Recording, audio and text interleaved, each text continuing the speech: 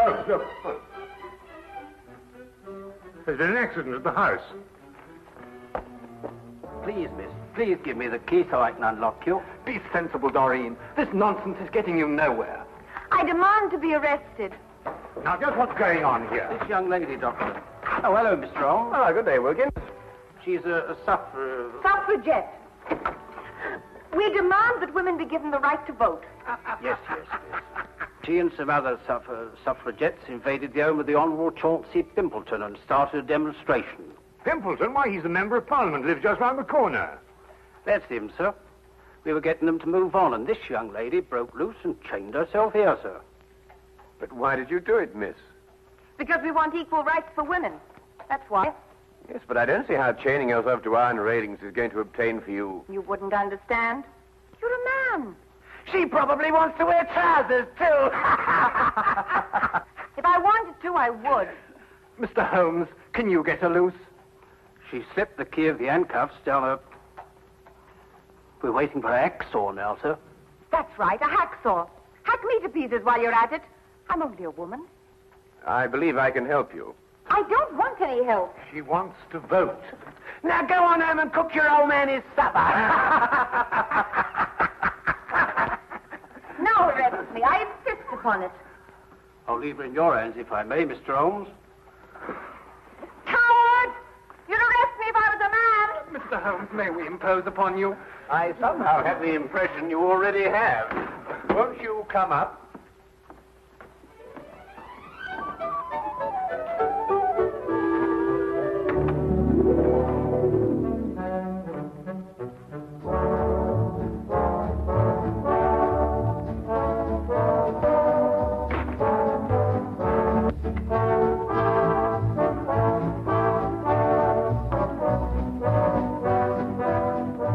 Permit me to introduce ourselves.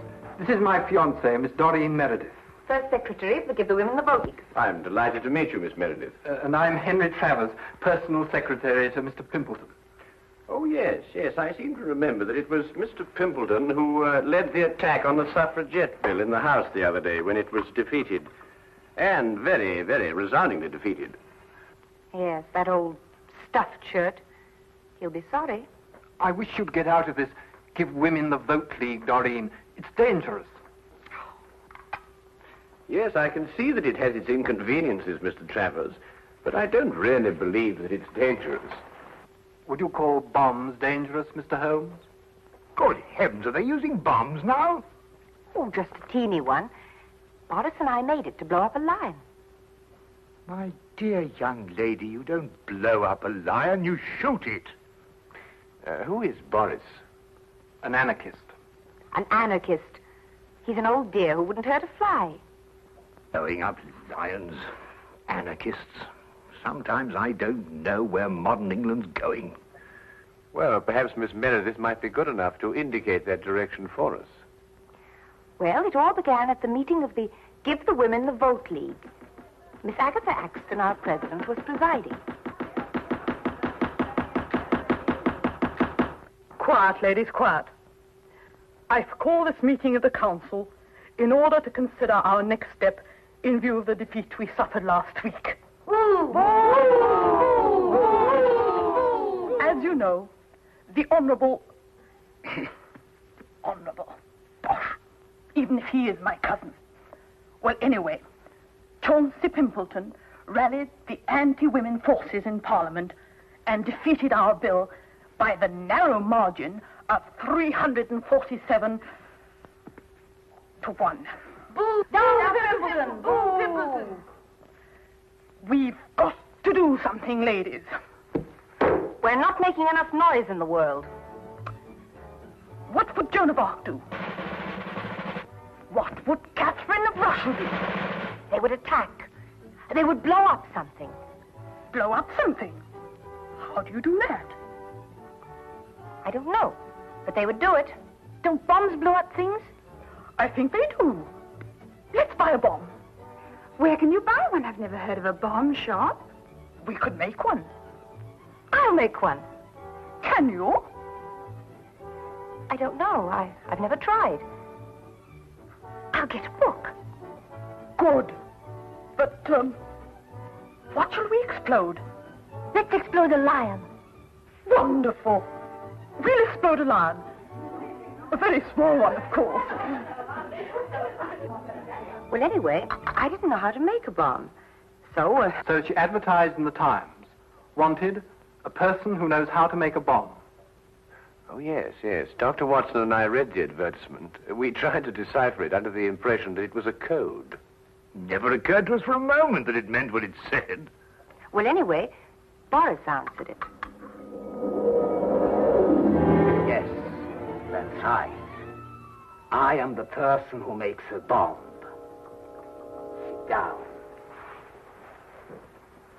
Please, it is you who advertised. Yes, it's me. I'm so glad you answered, Mr. Turgov, Boris Turgov. Do you really know how to make a bomb, Mr. Turgov? All over the world I have made bombs. Big ones and little ones. Bombs that go... and bombs that go...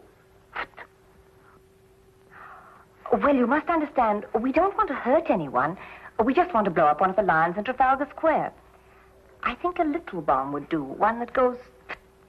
One that goes... Do your bombs make a lot of noise? Not those that go... Oh, I must ask you just another question. It's a matter of principle. Do you believe in the equality of the sexes? Please, I'm an anarchist. All I believe in is nothing. Oh, excuse me. That sounded funny. Have you the ingredients for the bomb, please? Oh, well, I'm afraid you'll think me an awful amateur, but I don't know what ingredients go into a bomb. Is nothing. We will go to the chemist and buy them.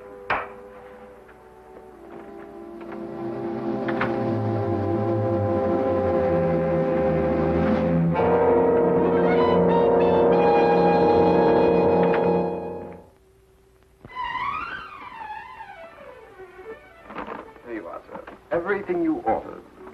Glycerol, toluene, nitrate, and sulfuric acid.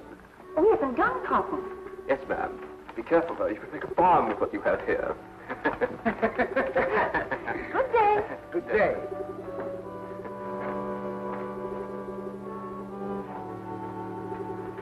Glycerol, toluene, nitrate, and sulfuric acid. Gun cotton. Good Lord, that's all they can make with the stuff. A bomb.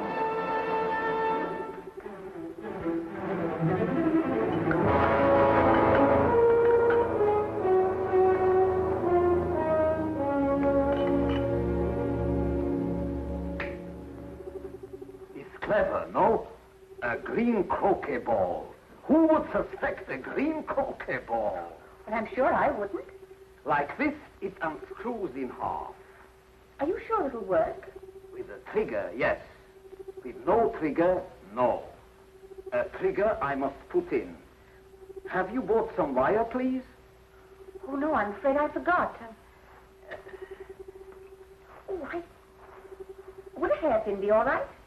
Is possible.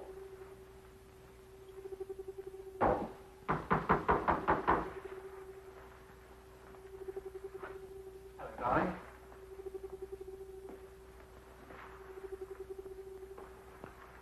Guess what this is? Well, croquet ball, of course. No, it isn't. Here, let's put it back into the garden. But, darling...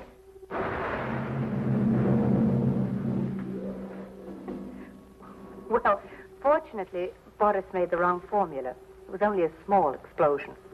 And so you made another bomb out of a croquet ball. Oh, yes, we went to work on it right away. Where is it? Here. Doreen! Good Lord, get it away from her, Holmes. Well, it won't go off unless it's hit very hard. Might I see it, Miss Meredith? Take care, my dear chap. That's no croquet ball, you know. That's precisely what it is, Watson. Just a very ordinary croquet ball with a crest on it. Why, that's Mr. Pimbleton's favorite croquet ball from his garden set. And the crest? The family's. His uncle's the Earl of Clareborough. His favorite croquet ball, did you say, Mr. Travers? Does he always use a green one? Always. He plays every afternoon at 5. He's as regular as a clock. Then if that's his croquet ball, then someone must have... Exactly, Watson. Well, then he'll go and play croquet with a bomb. What time is it now? 5 o'clock. He only lives just around the corner.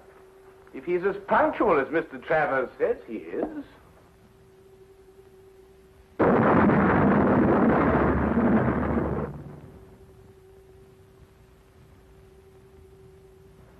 He is.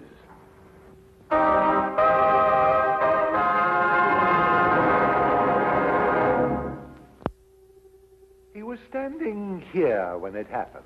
It was his first swing at it. And that's the first time in the history of Scotland Yard a man's been killed that way. Oh, really, Lestrade? Was there anyone else with him at the time? Fortunately, no. Mr. Pimpleton had invented a game where he played alone. He always won that way. Tell you that ball, Holmes, might be another bomb. Oh, well, we'll soon know, won't we, Watson? Any other leads, Lestrade? Well, he received a delegation here in the garden.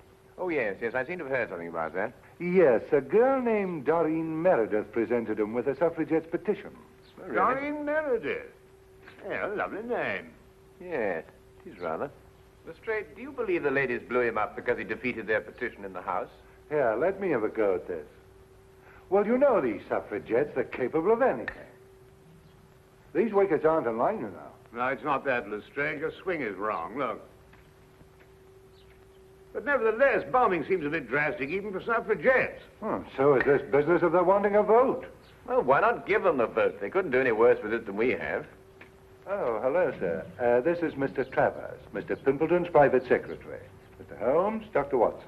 Oh, I've already How do you do, Mr. Travers? You've already what? Oh, I've already seen Mr. Holmes down from the window. I understand that Mr. Pimpleton was the heir of the old Earl of Clareborough. Yes. Tell me, who is next in line for the title? Well, possibly I am. I'm a remote cousin of the Earl's. Yes. I understand that you were in the garden with Mr. Pimpleton when the delegation from the suffragette movement called on him. Yes, I was. Interesting. Do you play croquet, Mr. Travers? No, I prefer lawn tennis. Quite so, quite so. But you really ought to try croquet, you know. Under normal circumstances, it's a fascinating and completely harmless game. From the Pimpleton, Holmes suggested a stroll in Hyde Park. I suspected what he hoped to find there. Here in Hyde Park, where vast multitudes of people can gather to hear us, under the banner of free speech, I call on the women of England to demand equal rights with men. We cook, we sew, we scrub. Why shouldn't we vote? Throughout the ages, women have been the pawns of men. Men of England, hold your ground. Keep women where they belong, in the kitchen. Women of England, keep out of the kitchen. Give them the vote now, and in 5 years' time, they'll be running the country. Sir, I ask you, are women slaves? Sir, I ask you, are they capable of voting? I no speak English.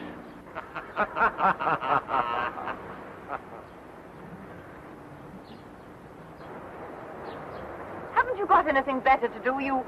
Here now, don't you talk to me like that. No rioting, please, or I'll have to ask you to move along. I was moving along anyway. I'm very particular whom I speak next to. Huh? Free speech. You say something men don't like, they tell you to move on. Well, of course, Miss Meredith, like all prophets, you're ahead of your times. And without honor in your own country. Oh, Miss Meredith, we'd like to ask you a few questions about Boris Turgoff. Oh, poor Boris. He'll never forgive me for getting him in this fix. He's so gentle, really.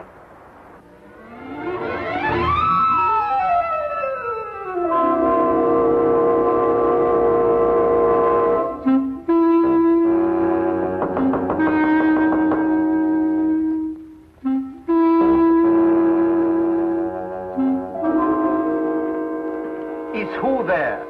Sherlock Holmes. You want what? I'd like to have a word with you, Mr. Turgoff.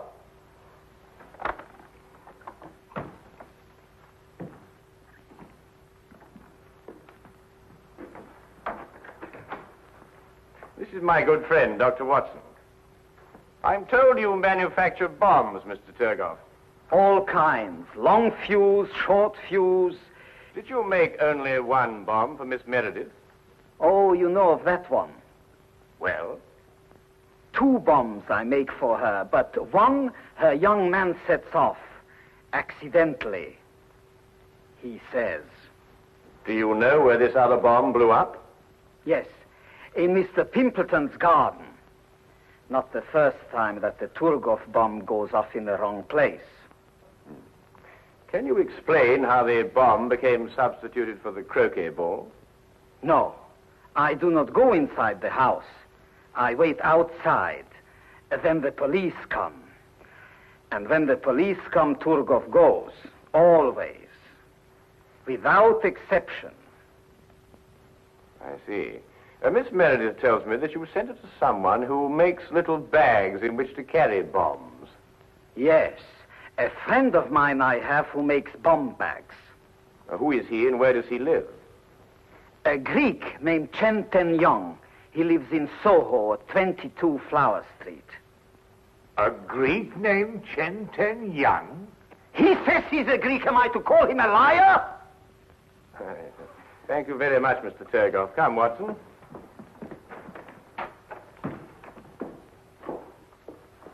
Mr. Turgoff, I wouldn't manufacture any more bombs if I were you. Scotland Yard's looking for you.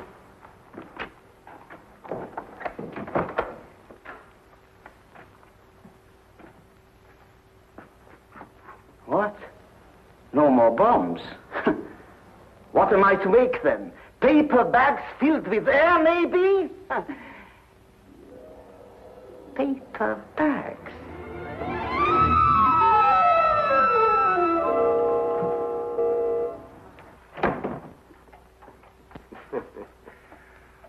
Now where, Holmes? Well, now a visit to Mr. Chen Ten Young, and then a bit of research at the College of Heralds. College of Heralds? You mean where they keep all the records of the title family? Precisely. This case started with the theory that women would get the vote, and I believe that one day they will. Oh, nonsense. And the solution of the crime lies in the theory. You mean some hidden factor we may have overlooked? Some subtle factor, Watson. Like a bomb?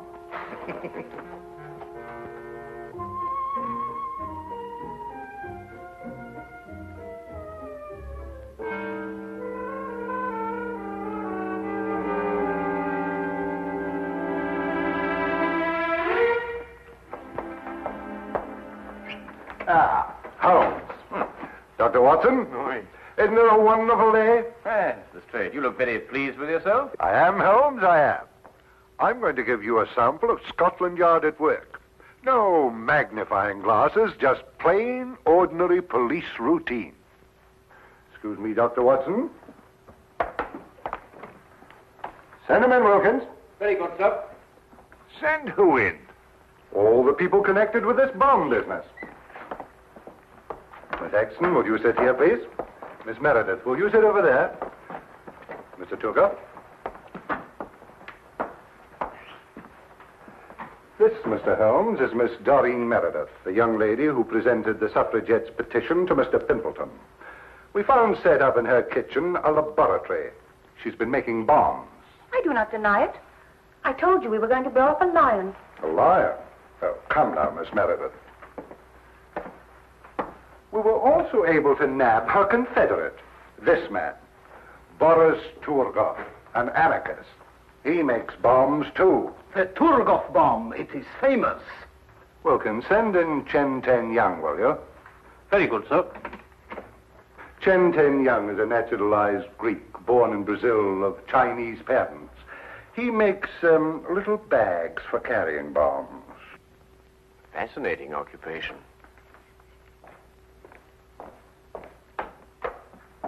Chen. Tell me, Chen, did this young lady order a bag from you? Yes, mister.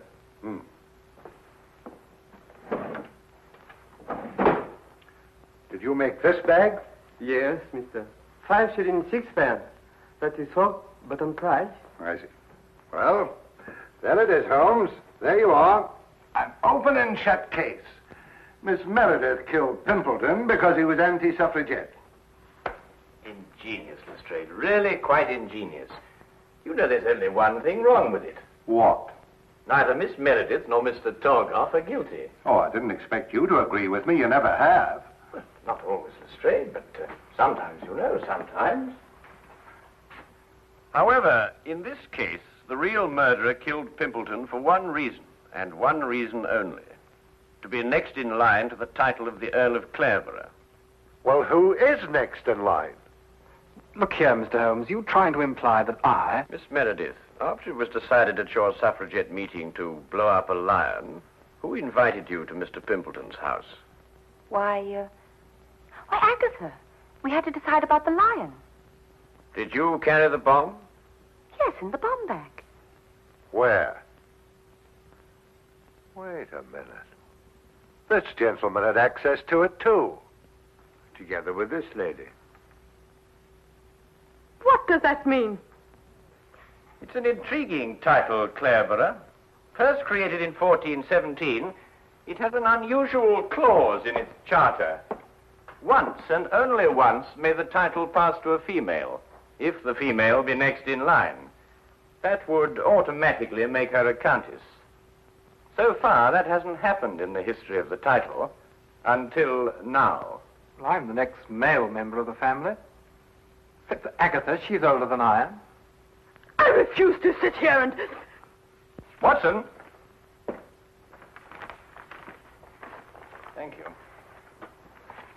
You'll notice, Lestrade, that this bag is identical to Miss Meredith's. Chen, who ordered this second bag from you? This woman, mister. Chen, why didn't you tell me this? You know ask me, mister. This man, he asked me. And you see, the switch was simple and premeditated, of course. Why, Miss Axton, how could you? Preposterous!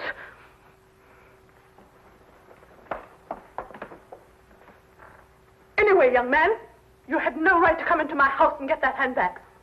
It's thieving, and it's against the law. Detain her, Wilkins. Mr. Holmes, whatever made you think of Aunt Agatha? Well, at least I can tell you this much, Mr. Travers. I didn't use a magnifying glass. You see, the true deductive mind knows just when to substitute routine investigation for deduction. Are you going somewhere, Lestrade? I have crossed the room, Mr. Holmes. I have put on my hat. I deduce, therefore, that I am leaving. Routine investigation will reveal the fact, Mr. Holmes, that I have gone to see the commissioner. I will ask him to do everything in his power to encourage the suffragette movement. We will then no doubt have a woman inspector in this office. And when Boris gets out of jail, Mr. Holmes, I will ask him to make me little bombs. I will then go about London, blowing up lions. Good day!